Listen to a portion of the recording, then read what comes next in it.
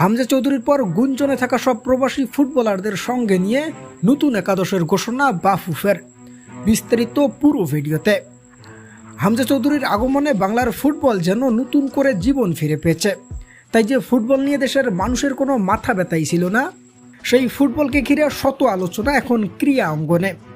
বাংলাদেশের হয়ে হামজা চৌধুরীর অভিষেক হয়েছে। শেফিল্ডের এই তারকা ইতিমধ্যেই বাংলার হয়ে ভারতের বিপক্ষে ম্যাচও খেলেছেন। তবে সেই ম্যাচ থেকে বঞ্চিত হয়েছেন ইতালিয়ান প্রবাসী ফুটবলার ফাহমিদুল হক। এই প্রবাসী ফুটবলারকে নিয়ে শত আলোচনা সমালোচনার শেষে এবার স্বপ্ন পূরণ হতে চলেছে সমর্থকদের।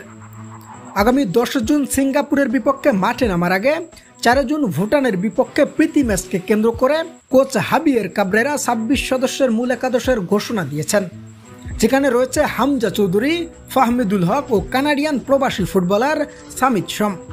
এছাড়াও কোচ হাবিয়ের কাবরেরা জানিয়েছেন, এশিয়া মহাদেশের সেরা মিডফিল্ড এখন বাংলাদেশের দখলে।